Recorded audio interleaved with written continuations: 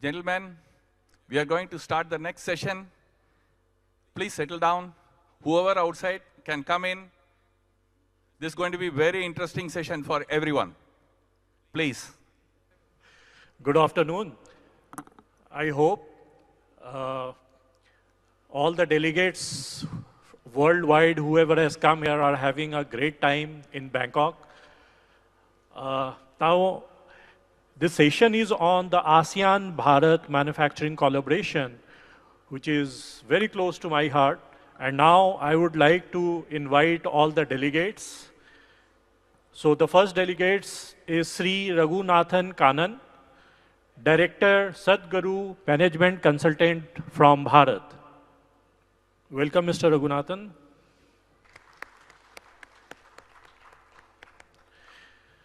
Our second delegates whom I would like to invite is Ms. Paulomi Tripathi, Deputy Chief of Mission, Embassy of Bharat, Thailand. Our third panelist today is Shri Isara Vongkusolkit, Chairperson, Mitr Phol Group, Thailand. Our fourth chairperson today is Shri Sanan, Angubolkul, Chairperson, Thai Chamber of Commerce. Shri Sanan is a well-known face among all the chambers. Thank you, Shri Sanan. So over to you, Mr. Ragunathan. Namaskar and good evening. Welcome to session 2. It's an interesting session because it talks about three things. It talks about ASEAN-Bharat relationship. It talks about manufacturing. It talks about collaboration. I think three important aspects of things we're going to look at. Three great speakers, I would say. I'm going to be speaking last. I think their biographs will come up as they speak on. Let me have the introduction slide, please. So the topics which are there on the screen, we're going to have strategic approaches to manufacturing collaboration. This will be spoken by Srimati Paulomi Tripathi. She's also the Deputy Chief of Mission and currently the Charge d'Affaires of the Embassy of Bharat in Thailand. Second is going to be speaking manufacturing collaboration, taking to new heights. This is going to be spoken by Shri Isara Vongkusolkit. He's the Chairperson of Mitr Phol. Mitr Phol is the Asia's largest sugar manufacturing company, a company which is very well known for its practices. I'm really looking forward to his speech. Third, we are having growth and opportunities in manufacturing. This is being spoken by Shri Sanan Angubolkul. He is the Chairman of the Thai Chamber of Commerce. And I'll finally speak about the competitive advantage of Bharat in manufacturing and technology. Let me make some initial remarks, then I will go by the speakers taking on the session. So if you look at the ASEAN-Bharat relationship, it dates back to close to about 31 years young now. I think India adopted Act East policy in 2014, which really triggered the maximum collaboration efforts post that era. And if you also look at the trade between ASEAN and Bharat, for the first time in 2022, we crossed $100 billion, which was a remarkable milestone, I would say. Last year, I think for the March ending financial year FY23, it was 131.5 billion. I mean, it accounts for something like 17-18% of the India's global trade, which is, I would say, is a remarkable progress we have made in the last, I would say, most of it happened in the last 5-7 years. And if you look at FDI, ASEAN to Bharat, in the last 20 years, we got close to about 117 billion. But if you look at the outward direct investment from Bharat into ASEAN in the last 3 years, we are close to about 55 billion. Of course, a lot of things, almost close to 50 billion has gone into Singapore. And the trade also between India and Singapore is very high. And next comes even Thailand and other countries. There are, in terms of economic policy driving bodies, there are 3 bodies which are relevant. The first one is the AEM India, which is primarily composing of the commerce ministers of each country, which primarily works on the economic policies. The second one is the one which works on the free trade agreements. The third one is more a business connect. Those are the 3 bodies which predominantly works on ASEAN-Bharat relationship. And there are 2 important trade acceleration roadways which are there. One is the India-Myanmar-Thailand trilateral highway, other one is the Kaladan multimodal transit system. These are really going to foster the trade. And India keeps ASEAN very important from its regional stability perspective. So India has also got a vision plan known as Sagar to support all ASEAN countries. And there is also a lot of cultural exchange which has now been started in terms of ensuring person-to-person exchange as well. Recently, I think the Honorable Prime Minister of Bharat, Mr. Narendra Modi ji, he was there in September 7th in the 20th ASEAN-India Summit, where he unleashed a 12-point program for developing the India-ASEAN, Bharat-ASEAN partnership to a much larger level. I think some of the speakers will be covering that. With these initial remarks, I would probably set the stage on. We got 4 different topics spread over to cover the collaboration as well as the manufacturing as well as the technology aspects. I first request Srimati Paulomi Tripathi to deliver a speech in terms of the topic given to her. We will have the Q&A session at the end. We will leave enough time for it. I'm not going to be reading the speaker's bio fully in the interest of time, because last session we saw that the question answers were more. So I'll probably do a shorter synopsis, which I already spoke about it. So the CVs are going to be on the screen.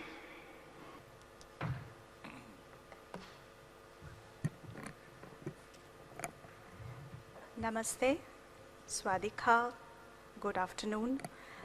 It's my honor and privilege to be part of this panel and speak to this distinguished audience today. And Raghuji, thank you for the introduction. I would like to briefly touch upon 3 areas. One is how important the manufacturing sector in the economy of Bharat is, what we have done in the recent years.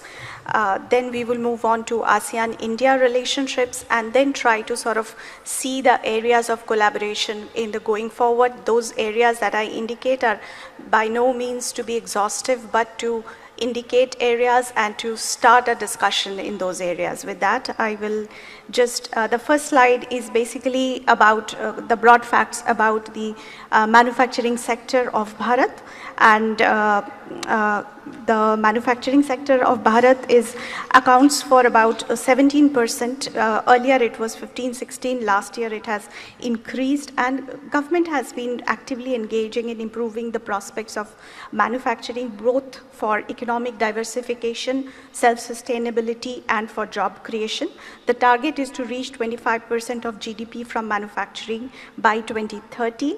The intense focus has also led to increase in merchandise export, reaching a record high, and the target is to reach $1 trillion within a few years' time. So the point that is to be remembered here, to my understanding, is that thriving manufacturing is crucial for prosperous Bharat and for Bharat to become a developed country by 2047.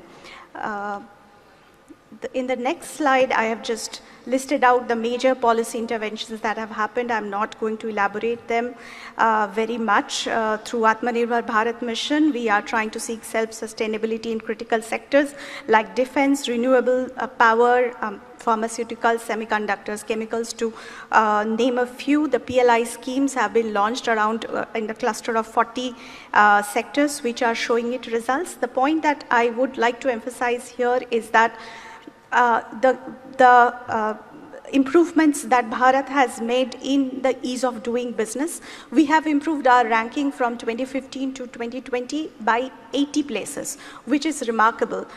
To put it in some context, some of the ASEAN countries, for example, even Thailand, Malaysia, Singapore, have higher ranks than us, but our improvement has been absolutely spectacular, and much of the credit that goes to these very progressive manufacturing-focused, industry-focused policies that the government has taken.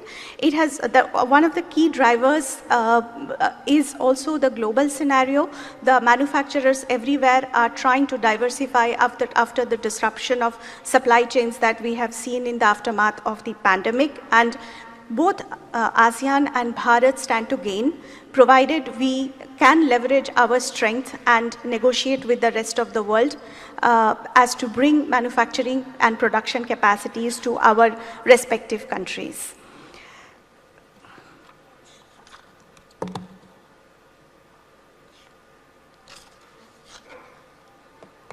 Coming to Bharat-ASEAN Comprehensive Strategic Partnership, which started as dialogue partners for ASEAN in 1992.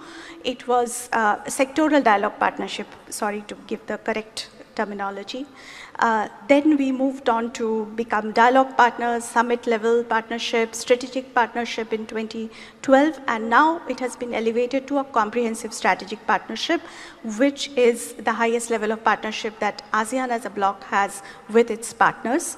So, the focus that we give in our relationship is with ASEAN is very evident, that the kind of high-level interactions we always have with ASEAN as a country, and also the individual ASEAN member states in this region. So I just wanted to show the 12-point proposal that our Honorable Prime Minister has presented at the last ASEAN-Bharat Summit in September in Jakarta, but I cannot show the document, so I'll try to briefly touch upon the highlights of the document and what it means for the manufacturing sector. So it focuses on deepening cooperation between India and ASEAN in the most strategic manner, and the focus, the highlight is enhanced connectivity, which includes creation of a multimodal connectivity and economic corridor that links Southeast Asia, Bharat, West Asia, and Europe. It is expected to boost trade and investment opportunities for businesses across the spectrum. The second highlight is our partnership in digital transformation, how we manufacture, what we manufacture. And there is announcement of a digital future fund. India being a very strong IT power, we have a lot of potential in this sector to partner with ASEAN. There is research support, there is acting together to advocate the causes of Global South as we talk about new normative frameworks for regulating technologies, investments, green economy, etc. He also proposed collaboration in Mission Life, which is very relevant for green economy, affordable medicines. Pharmaceutical is a sector which is very important for India, and through our initiative with ASEAN, that sector can also gain both for both Bharat and ASEAN. Secure business environment, he has touched upon a lot of conventional and non-traditional security threats, including maritime security, cyber security, etc., which are very important for secure business environment. Trade with ASEAN, actually I will not spend more time on this because Raghuji, while introducing the topic, has touched upon mostly these points. The only point is that we have a huge trade deficit with ASEAN. We import a lot of things, including some consumables, raw materials, intermediates, etc. We have a trade deficit, and we also have a free trade agreement, which is also coming up for a review process. I have included this slide just to demonstrate. This is a paragraph from the ASEAN Leaders Declaration on ASEAN as an epicentrum of growth. And the para is called Preparing for Tomorrow's Economy. I just interestingly saw a lot of convergences between what we think and what ASEAN thinks. So I highlighted the portions which are relevant, where we are looking to develop, for example, skill development. Skilling is an important part of our upgrading our manufacturing sector. So would be for the ASEAN countries, increasing productivity, sustainable investment destination, science and technology research, digital technology adoption and innovation, etc. So I just thought that this para will demonstrate. Then I have drawn up this list, and as I told, this is more to sort of encourage discussion rather than being an exhaustive list, all-encompassing. So one is reliable and resilient supply chain. I think we are, in a way, going through a re-globalization and deglobalization. Many trends are overlapping with each other. We are looking at not just efficiency and cost, the manufacturers worldwide, but they are looking at sustainability, resilience, and reliability while sourcing and while selling also. So therefore, ASEAN and Bharat partnership in this context is going to be crucial. Then we speak about the global value chains. As Bharat's manufacturing base improves and diversifies, we would also like to increase and enhance our interlinkages both forward and backward with the global value chains, for example, semiconductors, electronics, etc. Some of the ASEAN countries are actually quite integrated with global value chains, but some are not, and we have a lot of potential to actually partner with ASEAN in having better integration, both regional value chains and global value chains. Digital innovation is going to be key, digitalization of the economy for resilience, flexibility, and efficiency across the sector, which we and ASEAN both are looking for, and how we collaborate is going to be game-changing. Digital economy, ASEAN has very ambitious agenda wanting to add $1 trillion worth of to digital economy in next 10 years. So we also have a very ambitious agenda, so we can collaborate there. And logistics and connectivity, we have already spoken. Industry 4.0 could be transformative, could be disruptive, but we need to stick together with each other, mostly developing countries, to have a better deal with the developed world and collaborate with each other in implementing those changes that are about to come. So with this, I will stop because my time is up, and happy to share more thoughts when we have the question answer session.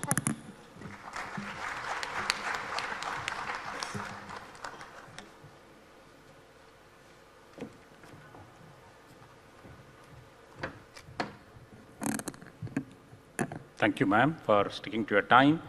Now I request Dr.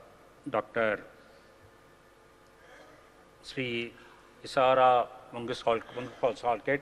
He is the chairman of the Mitr Phol. As I told you, Mitr Phol is one of the most admired sugar company, the largest in Asia, the third largest in the world. And they have really expanded on consolidation of capacities with very innovative methods. You'll see an interesting presentation from you. Over to you, sir. Very good afternoon, distinguished ladies and gentlemen. It's a great pleasure to be here and at the third World Congress. So, and welcome to Thailand. Today I'm going to talk for my experience to be in the sugar industry mainly, but at the same time, the topic was about manufacturing collaboration. So I think we Thailand and ASEAN, Thailand have a relationship with India for 75 years. And ASEAN also have the relationship for 30 years.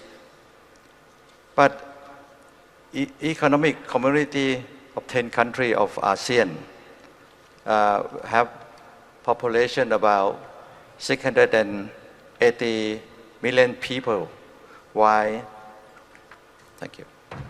the population of India is 1.4 billion or more. And the GDP of ASEAN is about $3.8 trillion. And India is about 3.4. So actually India is growing very fast, but ASEAN also going at a high pace if compared to the West. Also, we are very pleased with the Prime Minister Narendra Modi that called for the Act East policy, which is very good for collaboration with ASEAN. Lately, in September 7, we have 20th ASEAN-India Summit meeting in Jakarta. and talk about the transaction, investment, and chain linkage, together with relaxed in intra-trade regulations. For the investment in Thailand, yes, Thailand target industry in 10 categories. Number one is the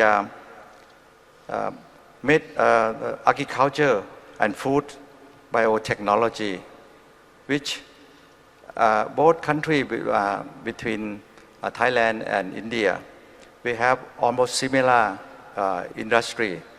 But I think India are very advanced in the medical and industry, which is one of the largest manufacturing in the world.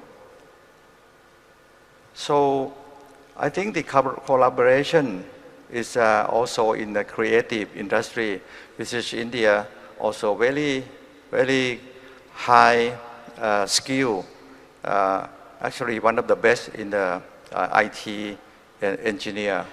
So that Thailand need collaboration to upgrade our system. Another one that I think we can cooperate is the machinery industry. I have been in the sugar industry a long time, and the machinery that we now buy from India is about the ethanol equipment, about the boiler, about the generator. But at the same time, we can export our machinery to India also at high quality in a milling operation of the sugar mill and the drying system, drying bagasse. So cooperation between the sugar industry linkage will be very high recommended. On the vehicle industry, which is Thailand is a hub for the EV now. In EV, we have so many brands from China, from Japan, and from Europe also. So we are a hub of manufacturing of the vehicle in this region. We export a lot. But I think the most important I would like to address is the IT and digital industry, which is, I would like to emphasize that we need the cooperation from the Indian industry, so that your engineer is one of the top in the world, so that we need to upgrade our English also. So when we talk about English, we need education. So cooperation or set up the education school institute in Thailand, I think it's a good potential. And also we have very high number of Indian community in Thailand already. So I think it's not difficult. At the moment, our new government trying to reduce all this regulation to ease the investment in Thailand. So and another one is that the Thai industry can invest or cooperate in India is the food processing industry, fishery processing, cold chain, logistics, and building material and infrastructure. I think this is a high potential for both countries, especially India have a high growth economics. Another one that we can collaborate is that in the sugar industry. As you can see, the productivity of our two countries is very low, the red zone in the lower part. But if you compare to Australia, Malaysia, and Indonesia, even Philippines, our productivity of labor is much lower. So, and we need to upgrade our efficiency on the system, on the integration of from the farm to the factory, and also on the logistic to the consumer. So this is the area that I think we are very hopeful that also India have a very high skill using underground water, up to 60% or more of underground water. Thailand is only, we use only 20%. We are not very good with that. But currently we use the drip irrigation mainly to save the water. We used to have a joint research and collaboration with the Indian sugar industry 20 years ago in Thailand. But now when I retire, seem to lost the contact. But I would like to recommend that we should establish closer relationship on this issue. I have mentioned already about the education. We have close collaboration with China, technology of industry and electric polytechnic, which our company invests in China for 30 years already. But they are very hand-on, and we learn a lot also. So we are setting up the technical, high-skill, technical agriculture and manufacturing in Thailand. Lastly, I think the trade route collaborations between the two countries, we have to make it easier. So I think that the trade route from India through Myanmar and to Thailand, if we can facilitate that between ASEAN, we can connect to ASEAN because we are in the middle of the hub of the ASEAN. So the trade route from India and also the pass through Mandalay in Myanmar through Tak Mesot of Thailand is only about 1,300 kilometers, which is, if the road can link, I think the trade, we need to ease trade facilitation and logistic costs. Lastly, our government have the very hopeful that they want to speed up the trade FTA, free trade agreement, with many countries, especially India, which we have actually bilateral for many years, but we have not upgraded at this moment. I think we will also ask our government to speed up with the FTA with India, and hopefully benefit to both sides. Thank you very much. Thank you, sir. I think the next speaker is Shri Sanan Angubolkul. He is the chairman of the Thai Chamber of Commerce. His CV is also on the screen. Please go through that. Over to you, sir.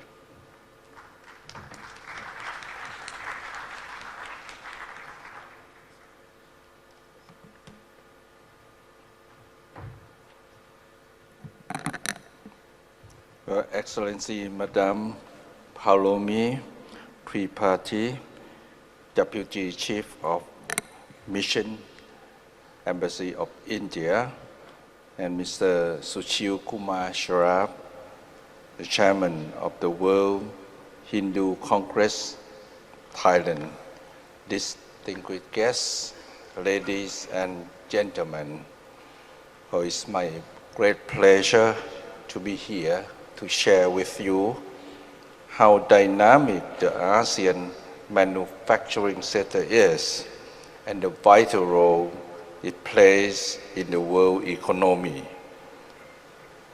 As you know that there are 10 ASEAN nations with a combined population of 664 million, making it the third largest region in the world after China and India.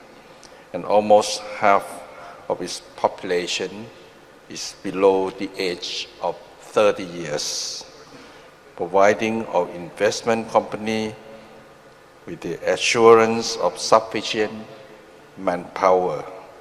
And in addition, the ASEAN economic was at 3.3 trillion US dollar in the year of 2021, making it the fifth largest economy in the world and the third in Asia, giving a clear indication that the ASEAN is a significant player in the world economy.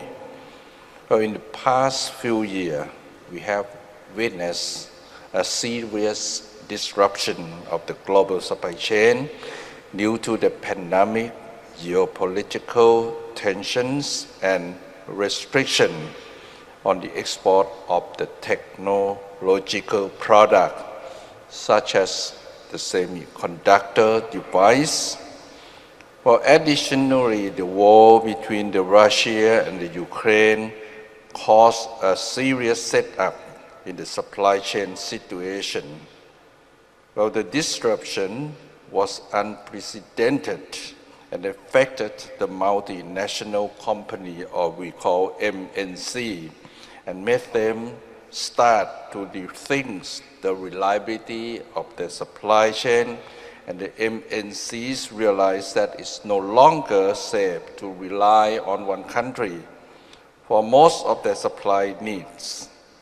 Given the favorable geopolitical positioning of the ASEAN, it appears to be in an excellent position to help alleviate the supply chain problem of global company, and it has been spared of the trade conflicts between the superpower, making it an obvious choice of the MNC to relocate part of their supply chain requirement to the ASEAN region.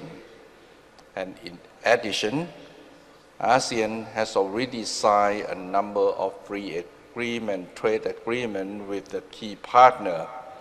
May I now touch on the many advantages and opportunity of manufacturing in the ASEAN and of course in Thailand as well.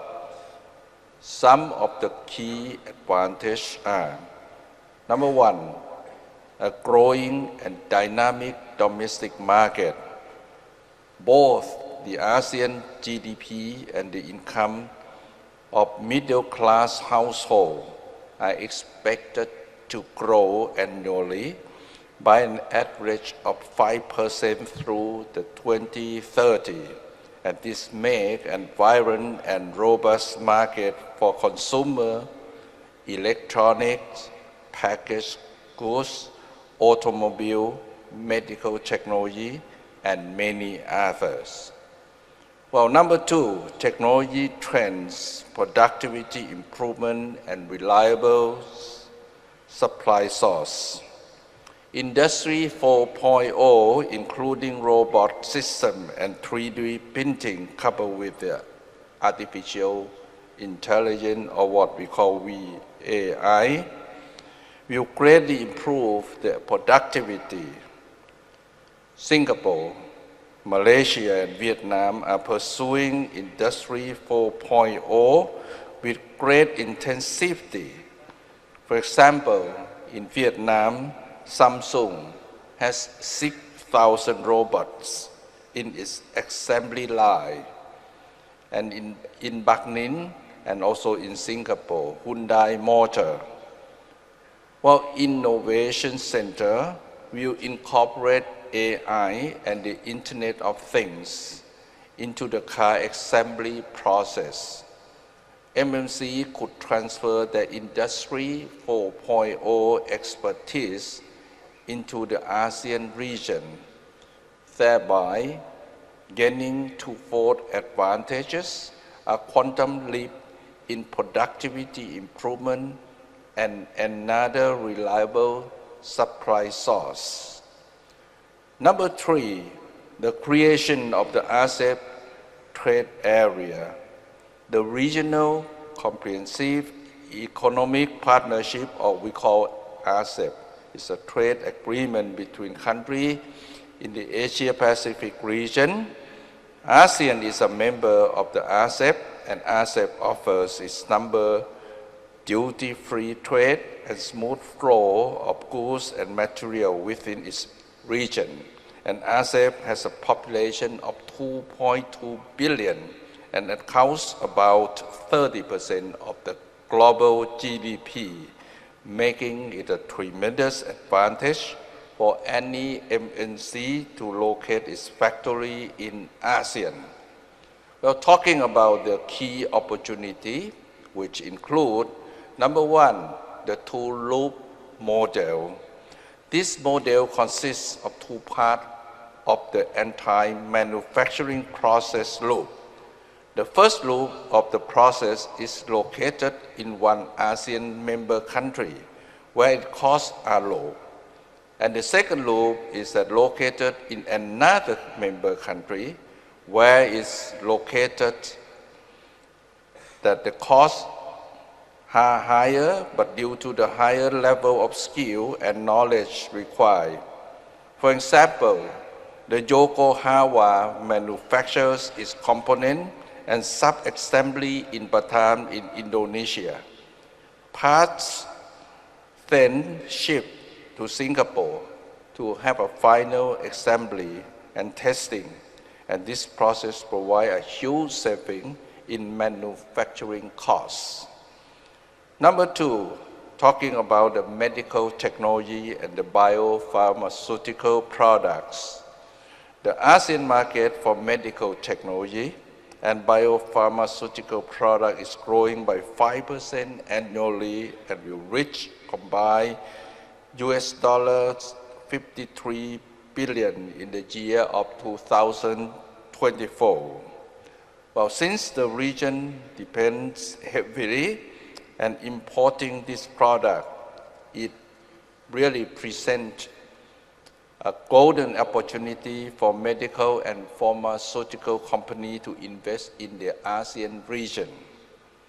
Number 3, the electric vehicle, the EV, will continue to grow despite the current setback of the oversupply. Once electricity charging stations are adequately set up, the demand for the EV will surge. Thailand has long been a hub of internal combustion automotive manufacturing. EV manufacturing is already in Thailand, as the Thai government gives a great support to this industry with the maximum promotion privilege. And in the Thai driver warmly welcome the EV, and all the big brands from China, such as the Great Wall and also the BYD, are expanding their operation in Thailand, and EV manufacturers from Japan and Europe are coming as well. Well, India and the ASEAN are important trade partners, with the value of the trade reaching $131.5 billion in the fiscal year, and ASEAN trade with India account for only 11.3% of India's overall trade, which indicates that there is an ample room for improvement, and it is important for entrepreneurs and investors from India to seize the incredible opportunity and advantage in collaborating with the ASEAN manufacturing sector. By investing in ASEAN manufacturing, India can access the dynamic market of the Asia-Pacific region, giving a rise of seamless integration into the global supply chain. Sustainability or the green movement demands great attention from the government and multinational companies around the world. The EU plans to introduce a carbon border tax, and it will force the company to assess the greenhouse footprint in the anti-supply chain. So many companies in ASEAN are particularly actively in green movement. Well, the national abundance of rubber, palm, oil, rice, sugar, cane, coconuts, and diverse fruit of vegetable in ASEAN countries, such as Thailand, Vietnam, Malaysia, Cambodia, the Philippines, and Indonesia, always can offer an opportunity to reprocess their agricultural waste into a bio-based material, thereby contributing to sustainable projects. The multinational company and Indian company with a vast resource, technical expertise, and innovative capability could establish manufacturing facility in the ASEAN to transform the agricultural waste into green product. So that will attract the worldwide consumer. Well, all in all, Thailand is always the gateway to Cambodia, Laos, Myanmar, and Vietnam, and of course to all the ASEAN countries. In my capacity as a chairman of the Thai Chamber of Commerce, I can assure you that we will provide full support to all the investment projects in Thailand. Well, once again, thank you for choosing Thailand for the World Hindu Congress, and have a pleasant stay. Thank you very much. Good afternoon once again. I'm going to be speaking on competitiveness of Bharat in manufacturing and technology. I'm going to speak out of my experience in chairing boards of manufacturing companies.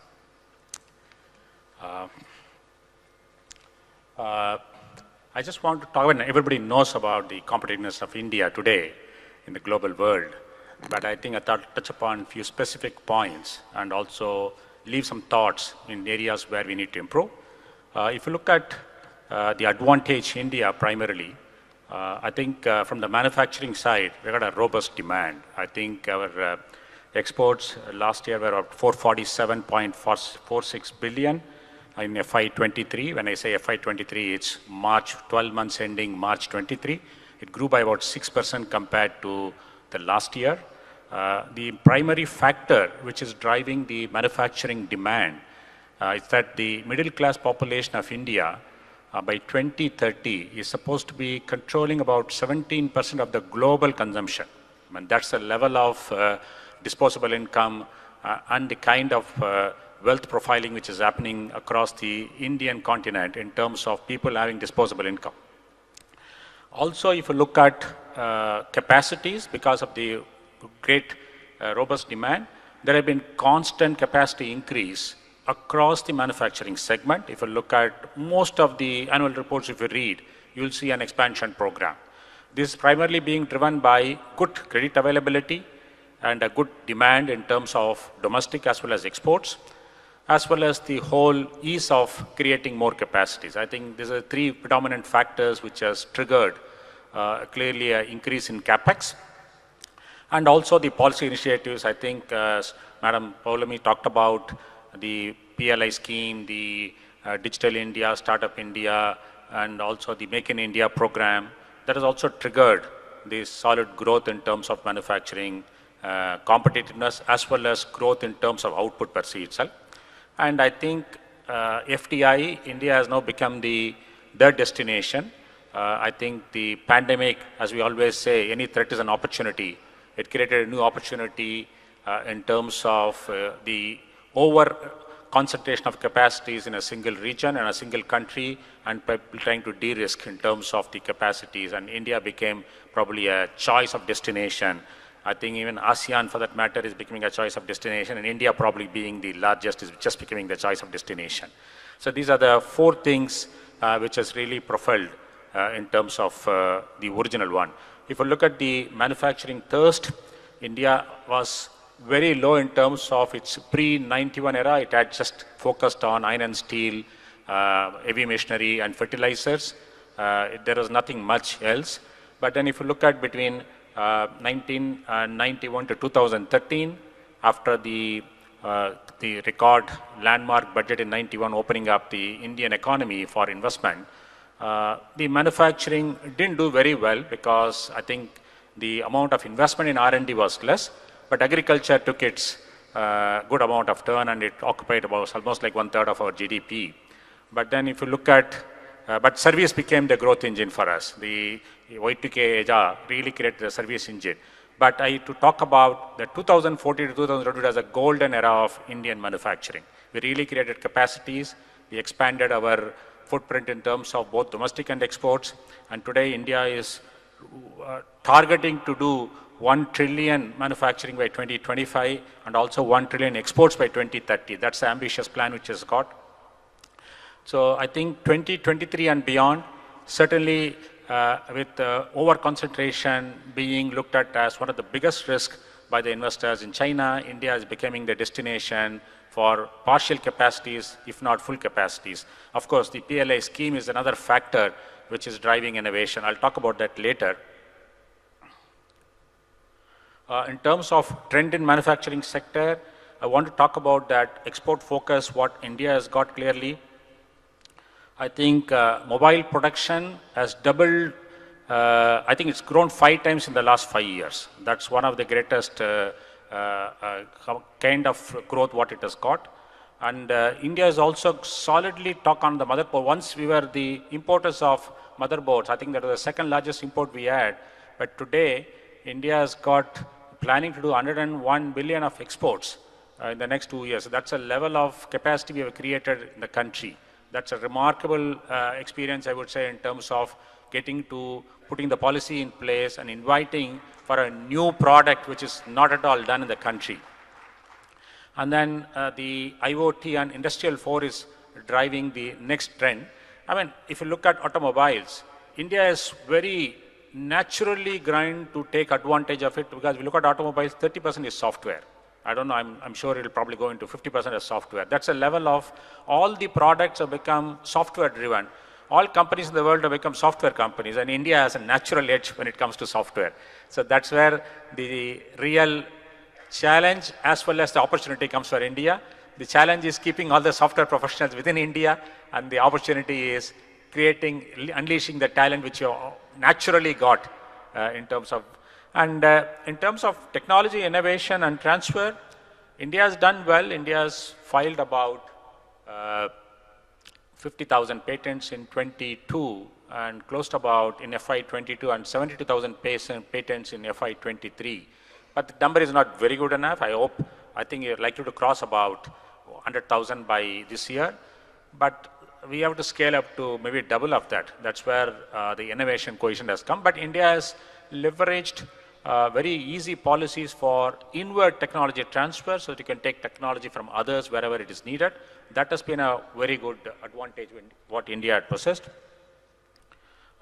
In terms of sectors, opportunities, electronics is one of the biggest sector, I would say, which has got the mobile phone production I talked about. It's got a dual advantage. You have the mobile phone production, correspondingly you have the motherboards being done, you have being the components being done. So it's got a circular effect in terms of being the full-time manufacturer from end to end.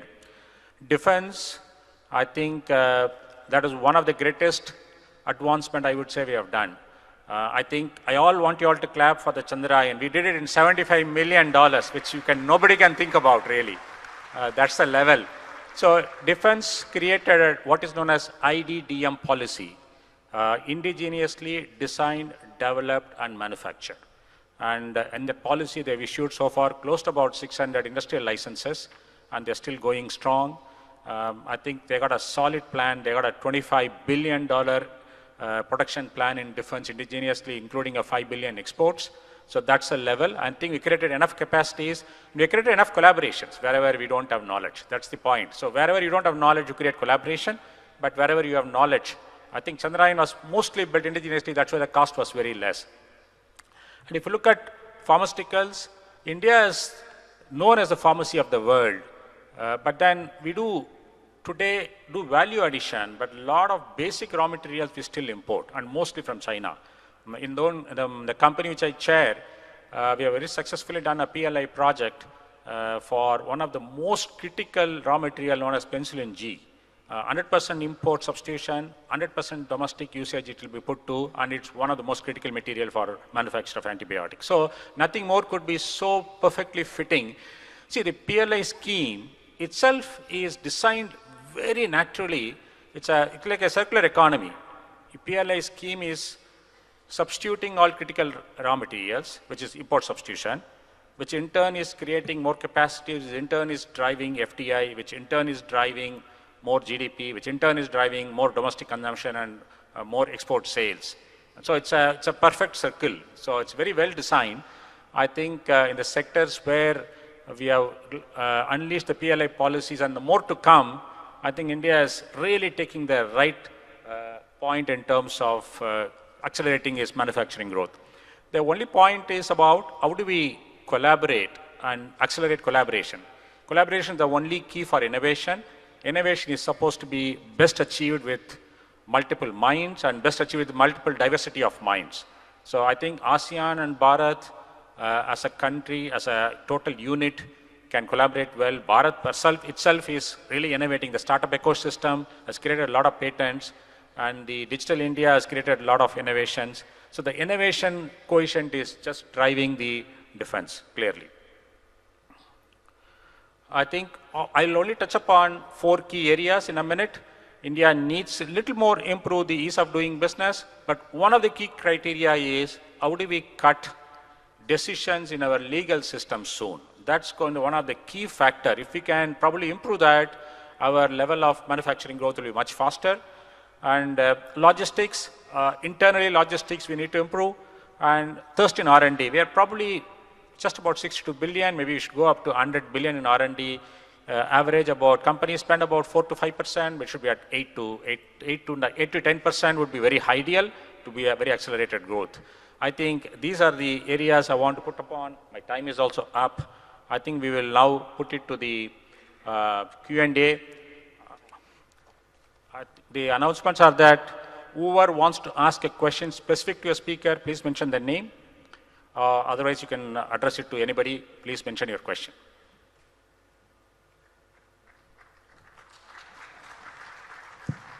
And also, the questions may be brief and give chance to other people also. Thank you. Hello and namaste. My question is, I'm Kunal Jain from Tampa, Florida, and I have a healthcare IT BPO company, and we do appreciate that skill development, what you mentioned, Paulomi. But in last 10 years, it's very difficult to find skilled manpower on the ground in India. I've been hearing about it for the last 10 years in different platforms, different exhibitions, conferences like this. How do you see this particular skill development, especially in the new upcoming generation, to handle, and anything different government is planning to do? Because simply in last 10 years, whatever the government did, it didn't work. So I really wanted to hear if you have any ideas about that.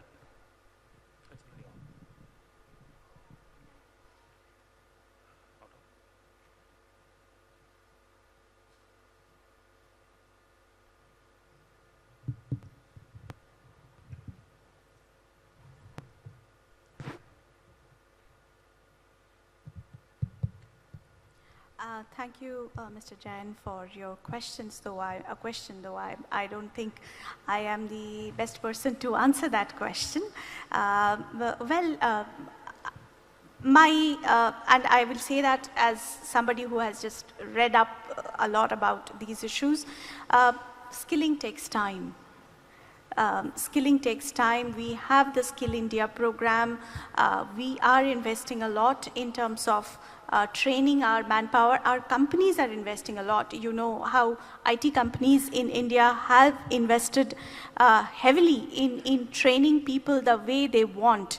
Probably in a few years' time, we will find more skilled manpower, and that is absolutely crucial because the way automation is happening, the way technology is getting adopted, skilling has to be ahead of that, because what we call a job today, tomorrow it may not be called a job. It will be something else will be doing the job, and we have to be very nimble-footed. So I add my voice to your concern, and if there is anybody else who has more knowledge to this, please.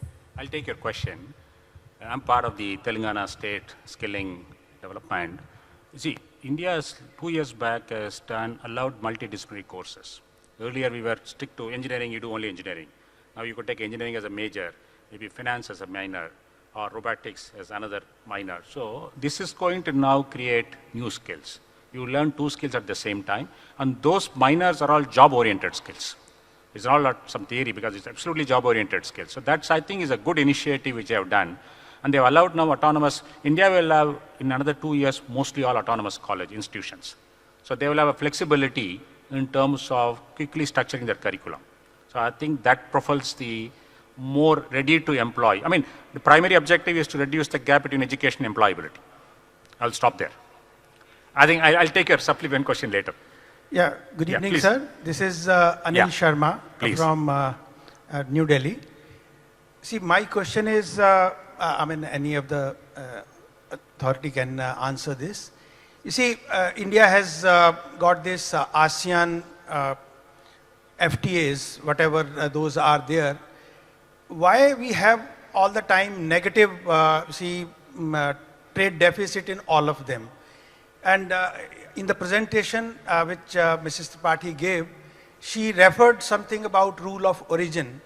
So why this is happening, and why, something is not being done there? Is there, we could see that a lot of Chinese companies are actually indirectly misusing that particular route. And it is actually harming this FTA issue a lot. What can be done there? Sure. Please. Want to take that? It's already on. Thank you for your question. I will try to answer it to the best of my ability. I believe the trade imbalance is also because India continues to import a lot of consumable things, as well as capital goods and intermediate goods, which we further process. And yes, the trade imbalance is a concern that has been flagged. The rules of origin also has been flagged in various forums. There is a process of looking into a review for this, which will have a greater emphasis on trade facilitation, simplification of procedures, etc., which will hopefully happen. When the last summit happened also, this issue we understand was discussed between both ASEAN and Bharat, the delegations, and hopefully we will see good results in the coming years. But the concern is well noted. Thank you. This is Kirti Sharma from Bharat. My question is to Mr. Ragunathan. Yeah. Average working woman in the world, this is 42%. And in Asia, it is 70 plus. But in India, it is just 21%. And this 21%, if you see the gap, it is very heavy. So I just want to have your idea, your suggestion, that how it can be increased, or which segment we should be for. Okay. First is, I know it's low, but if you look at the ESG, which is the environment, social and governance standard, which is becoming now the norm, one of the norm is also in terms of women employment, also in terms of not only women, even differently aged people, the employment is very less in our country. But I think initiatives and certain incentives are now slowly getting in for companies to think about increasing it. At least the company I chair, we have set a trend that will double in the next 5 years. So that kind of a norm, which is then getting the HR to really process women employees as a preference, wherever it is feasible. I mean, in manufacturing, what happens, a lot of places women are still not allowed in the factory. So that's another challenge. And secondly, a lot of states have still not allowed night shift working, and factory works all the 3 shifts. So we do have challenges, but still there are opportunities being created. We have to do a lot more. I do agree perfectly. I mean, we are still not there to level of standards, and hopefully in the next 5 years we should see a different change. Thank you.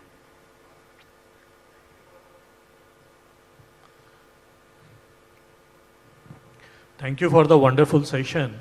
So my question is to Khun Isara and Khun Sanan, as they talked about the EV. So both of them touched on the EV, which is really growing at a great pace. Last year it was at 3%, and this year in Thailand it has grown to 9%. So, however, we are seeing that 95% of the market share has already been captured by the industry from China. So, what is your view on this? I mean, we have a big setup on ICE also in Thailand, and how we will keep the balance to attract future investment on EV from other countries?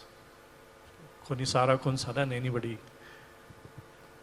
Well, I would like to take this question. I can tell you that because the Chinese, they would like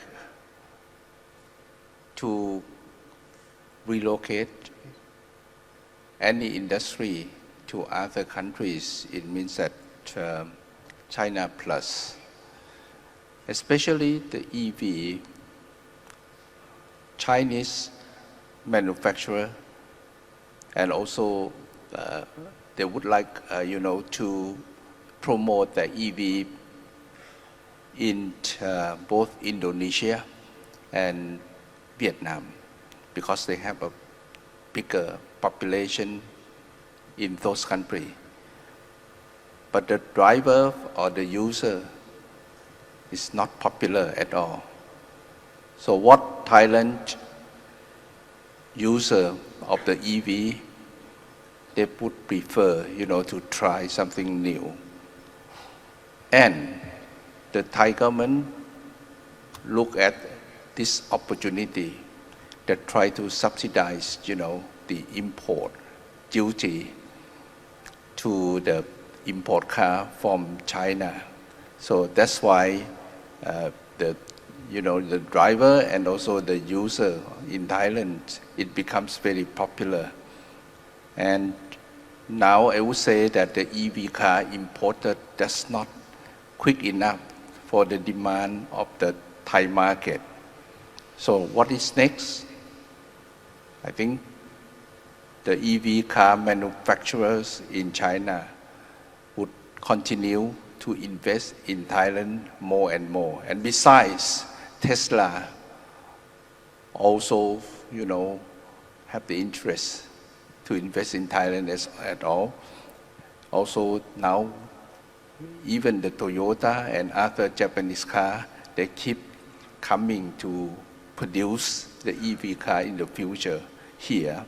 As also the European car, manufacturer, they will also do it here. So I think not only the domestic market is growing, and they have enough, capacity to export their EV car in the future from Thailand as well. This is why the reason, the EV car manufacturing is quite successful. And the Thai government continue, to promote and give the optimized privilege to the EV manufacturer in Thailand. You want to add something more, Khun Isara? I think the Japanese car industry is a little bit behind on the EV. So actually, our government, current government, still committed to support the existing combustion engine, not relinquish. So that I think it takes time, because charging station, battery, everything changing very fast. But the existing engine, so the combustion engine is still popular. But because the EV have the tax reduction on the promotion, so that the car is quite cheap. So that's why people are, lower income people, they will buy. But at the same time, amazingly, the promotion of the Chinese manufacturer, they are very good, because even the high income people buy EV at the moment. But I don't know what is next, but seem to be growing very fast. And also the Korean manufacturer also improving a lot. Yeah. Hi, I'm Rachit Agrawal from Bangalore, Bharat. First of all, thanks all the dignitaries for giving the detailed insights about the Bharat and Asian countries collaboration. My question is very specific to the semiconductor industry manufacturing. We talked about our phone production going up by 5 times, but that has been mostly been the component assembly, and we have started the motherboard manufacturing and all, but we are still nowhere in the SoC manufacturing. And Bharat and Asian countries both are heavily reliant on Taiwan for all our requirements. There have been enough initiatives, but we have not been able to make inroads into that. So I wanted to understand what are those inhibitions from because of which we are not able to do that, and how can we kind of reduce our over-reliance and the Asian country can become a next powerhouse for the semiconductor manufacturing? I think, let me take this. You want? Go ahead, I'll add to You please add, you please ask. Thank you very much for the question. And my understanding of this issue is time. I think we need to give it a little more time. We have announced a $10 billion package, right? And we are talking about projects in Gujarat, starting a fab, basically from that kitty of 10 billion, investing upfront and building an ecosystem. It's a very, very complex ecosystem. It is also a very diversified ecosystem. This is like many different countries are involved forwards and backwards. I am not too sure if we can have a situation where we have the entire ecosystem in one country, because the kind of skilling that one needs for design to manufacture, etc., is very, very country specific. So therefore, we should start to have entrench ourselves somewhere in that global value chain and build an ecosystem in a particular segment and try to scale up. I think scaling up will take time. For mobile phones also, it has taken some time.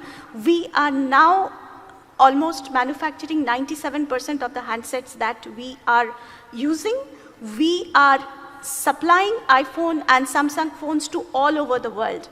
Some people will say that a small part of the supply chain or the value chain is in India, but that's a very good beginning. People are using Make in India, Made in India, Made in Bharat phones, and that gives them the incentive to actually look at us as a manufacturing hub, and probably we will build backwards from there. So this is my short answer to your question. Absolutely. I just want to give you 2 examples. If you look at automobiles, when Maruti started as a knockdown kit. And then it took us almost like more than 15 years or 18 years for Maruti to indigenize complete production, all the components. If you look at the pharmaceuticals, the pharma exports started much before the software exports. It started in 1980s, 85 or something. We only exported the main formulated drug. We imported all the materials. It took us 20 years to backward integrate to produce API. It has taken furthermore 15 years under the PLA scheme to backward integrate further critical intermediary raw materials. So it's a process. As she said, it's not going to be overnight. But unless you profile the first forward product sale, you don't get into the idea of doing backward integration. So unless this is triggered, you can't trigger the component first and then trigger the production later. So that doesn't work. It's always the reverse way. So that way I feel we are on the right track. But the sooner we do better, I perfectly agreed. Gentlemen, we have time for 2 more questions. Make it short, please. Hello, this is Dr. Anup Kumar from London. It's a question specifically for Shri Ragunathan Kannan.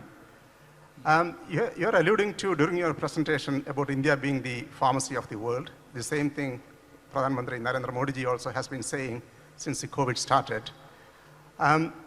I'm also a consultant to pharmaceutical industry, many global pharma in London.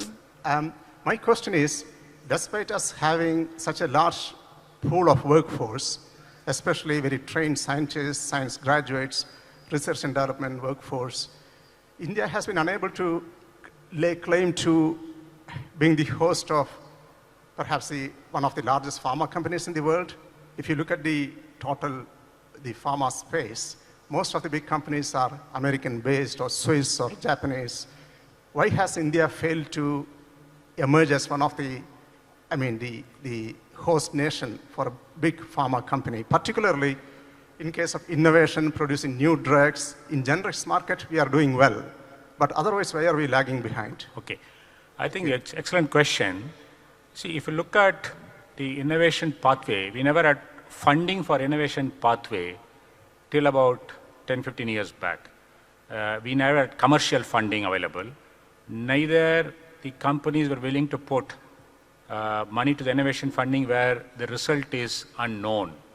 So later the grant funding came in. But if you look at India is pharmacy of the world because we produce affordable drugs. That we are fine. But only in the biologics, where probably it takes lesser effort, we have got into drug discovery much faster than in the chemicals. I mean, India, I'm very proud to say India is the country which produced a vaccine. Is that right? Other than the US, no other country produced a vaccine indigenously for COVID, and we did it within 9 months. So that was a record. But if you look at today in the chemicals, there are joint developments going on, and slowly we are willing to see, when you go public, that's where capital was available. You can't risk money because you have to pay dividends, you are subject to accountability, and you can't show disregarded numbers because some 30 million is written off in a product. That's where the risk averse and the ability to take more risk doesn't come in at all for us. But today, I think going forward, we have set a trend where we will be part of new drug development, and several investments have gone into, and several products have been released as well. I know we are not there, but I see it in the next 30 years that we will dominate on that field. Not now. It will take time for us. Please. She wants to add a point. Just want to add a point. While you said that we have not been able to go the higher end of the value chain, I had the fortune of interacting with a lot of different countries in my previous capacity. And some African countries, especially Southern African countries, delegates will come and say that it is Indian generics which controlled the AIDS epidemic in Africa. It is only because us and our affordable medicines that did it. So I would not say that India failed. India indeed saved a lot of lives. Thank you. Yeah. I am Chandra Vadva from Delhi. Bureaucracy is the biggest hurdle in the growth of the manufacturing sector. How we are going to address? I think, see, the digitalization of the governance, that's the only way it can be avoided. Is that right? If you look at, I used to go and stand for renewal of my passport. Today I don't go and stand, it's online. I go, everything is done in an online manner. And several things have become online. So digitalization, that's a right move. That's why e-governance has created a lot of comfort for all of us. In fact, I'm very proud to say, I filed my tax return last month. Very next day, my return was processed. It's unheard of in the history for me. I've never had such experience. And I got my... So bureaucracy also, in terms of schemes where there are regulated and given norms, it becomes easier for us, but we are still there to go, I agree. Yeah, please go ahead. You have...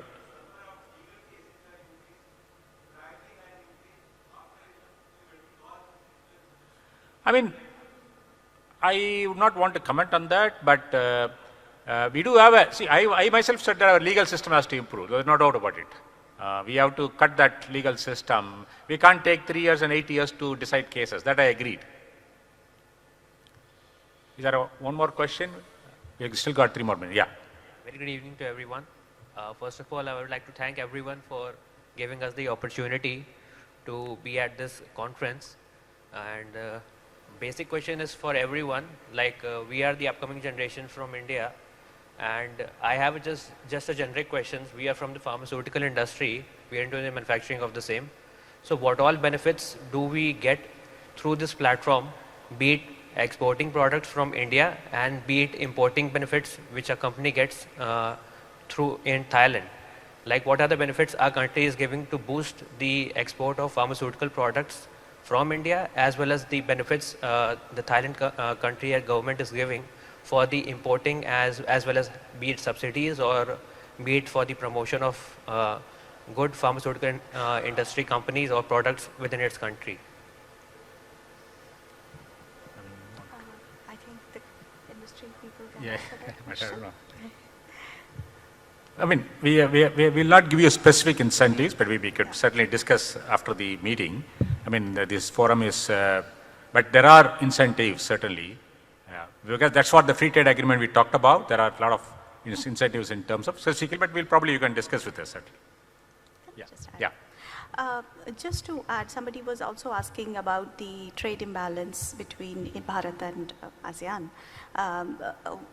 Pharma sector actually hasn't gained as much traction in pharma export from India, hasn't gained as much traction in the ASEAN as a bloc as compared to many other parts of the world, Indian generics. And there are more market access will actually help Indian companies and also help the people of these countries, because they will have access to much more affordable and quality drugs. The health systems themselves will benefit if they procure from India rather than procuring. There are instances of Indian drugs going to Japan and from Japan importing at a higher cost. I mean, I don't want to get into the details of those. So yes, we can talk about, among friends, we always talk about market access issues. So that is one of the things that I want to add to your question. Thank you. One last question yes. from this gentleman. Yeah, please go ahead. We have got one more minute. So my name is Deependra. I'm from Godhamek, Bharat.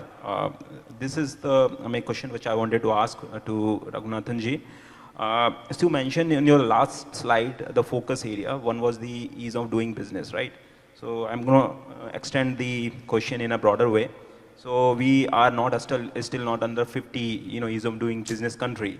So if we want to see India under 50, ease of doing business, where you see is the potential a major focus area government should have, so that we can have at least 50, top 50 wisdom doing business countries in the world. Thank you.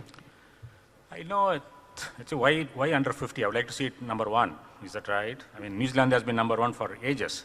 In a practical way, sir. I know. Yeah. But see, I mean, I agree. Today, I can't create a company in one day. I can create a company in several countries in half an hour.